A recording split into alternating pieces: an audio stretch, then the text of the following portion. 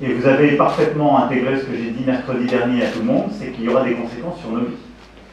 Il y a des conséquences dramatiques qu'on évoquait au début de cette rencontre en termes de sécurité collective, la guerre. Il y aura des conséquences, l'accueil, la solidarité, etc. Mais en effet, nos économies vont être touchées sur ce qui dépend le plus de la situation, le gaz, le pétrole, les céréales, et donc le coût des matières premières. Et donc, à court terme, mais à moyen terme, si les choses devaient durer, il y aura des conséquences. Je le dis juste pour que on partage tous le même constat et que vous ayez la vérité complète. C'est comme ça qu'on s'organise, qu'on fait les choses. Il y a une augmentation des prix à court terme, qui est liée justement à cette guerre, à certains comportements spéculatifs et aussi sur ces marchés, qui n'ont pas attendu celle-ci, mais il y a des fondamentaux qui sont plus compliqués. Si la Russie décide de contre-sanctions sur l'énergie, ce sera encore plus dur l'hiver prochain. Je m'explique. Nous sommes très peu dépendants du gaz russe. Mais si la Russie décidait de couper son gaz, pour l'Europe, on est très peu dépendant du gaz, beaucoup moins que les autres. Et on a, nous, c'est d'entre 15 et 18%, donc c'est beaucoup moins. On sait trouver des voies et moyens de le compenser. Ça n'a rien à voir avec les autres pays. Et c'est parce que nous avons le nucléaire en France. Mais des pays comme l'Allemagne, l'Italie ou plusieurs autres dépendent beaucoup du gaz russe. Nous savons trouver une solution pour les semaines qui viennent, par des contrats renégociés. La grande difficulté, c'est l'hiver prochain. Et donc l'Europe est en train de travailler, de se mettre en situation pour résister à ça. Mais là, ce sera un problème encore plus important. Les prix augmentent dans toutes les céréales. Le maïs, le blé, ça a augmenté incroyablement. Donc ça aura des répercussions sur la nourriture du bétail pour nos éleveurs, qui ont déjà des situations si difficiles, mais pour les produits transformés dans quelques semaines, quelques mois, et évidemment sur la baguette et sur des produits de première nécessité qui sont faits à partir de ces ingrédients. Mais ce qu'il faut voir, c'est qu'à 12-18 mois, si la situation ne s'améliore pas, c'est une situation de famine qu'il y aura dans plusieurs pays, en Afrique, en Asie mineure, compte tenu de ce que représentent l'Ukraine et la Russie. Et donc avec des répercussions sur nos marchés agricoles massives. Je vous le dis juste pour qu'on voit l'importance de cette crise sur nos vies. À court terme, les prix, le pouvoir d'achat. Ce que vous avez dit est parfaitement vrai. Vous avez été la porte-parole, à mon avis, de dizaines de millions de Françaises et de Français. Sur les prix de l'énergie, si je puis dire, le président n'a pas attendu le candidat. Le gouvernement a pris déjà beaucoup de mesures et on doit les poursuivre. Je vais ici juste les rappeler parce qu'elles sont beaucoup plus importantes que les baisses de TVA que j'entends parfois proposées. Et après, on ne peut pas prendre l'intégralité en charge. Sur le gaz, il y a un mécanisme de bouclier qui a été mis en place. Au moment où je vous parle, le gaz aurait dû augmenter d'environ 40%. Il a augmenté de 4%.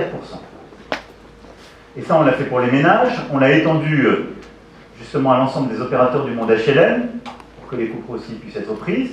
Et on l'a étendu ensuite aux PME, TPE. Ce qui est un gain de pouvoir d'achat d'environ 800 à 900 euros par an. Deuxième élément, sur l'électricité. Sur l'électricité, on a baissé de 95% la taxe qui existe, la TICFE, pour prendre le coup. On a demandé aussi à accompagner EDF pour distribuer plus d'électricité faite à partir du nucléaire qui est à plus bas coût et qui ne dépend pas du prix du gaz, parce que vous savez qu'on a un mécanisme, le prix de l'électricité se forme au niveau européen et dépend beaucoup du prix du gaz.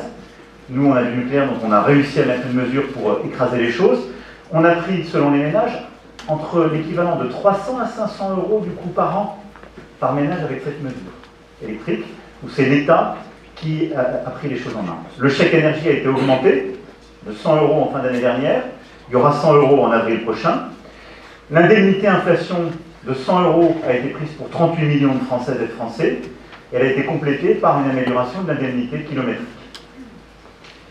L'ensemble de ces mesures, je dis juste parce que c'est notre argent, c'est 20 milliards d'euros en moyenne an. 20 milliards d'euros. Donc l'accompagnement pour le pouvoir d'achat, et ça n'est qu'une mesure de pouvoir d'achat immédiate. Donc je ne peux pas laisser qui que ce soit dire aujourd'hui que le gouvernement de la République et le Parlement, qui a ensuite voté ces textes, n'ont rien fait sur la suite du pouvoir d'achat. C'est massif, massif, massif. Simplement, les hausses sont spectaculaires. Donc la vraie difficulté, c'est si on va pérenniser tous ces dispositifs, et pour le gaz en particulier, on ira au-delà de juin. Il faudra aller jusqu'à la fin de l'année, compte tenu des incertitudes. Le 20 milliards, c'est avec tous ces dispositifs-là l'équivalent, si je puis dire, annuel. Qu'est-ce qu'on doit pouvoir améliorer? L'accompagnement sur l'essence. Et donc, là-dessus, c'est aussi le président qui vous parle, parce que je ne peux pas attendre, il faut donner une visibilité pour les jours qui viennent.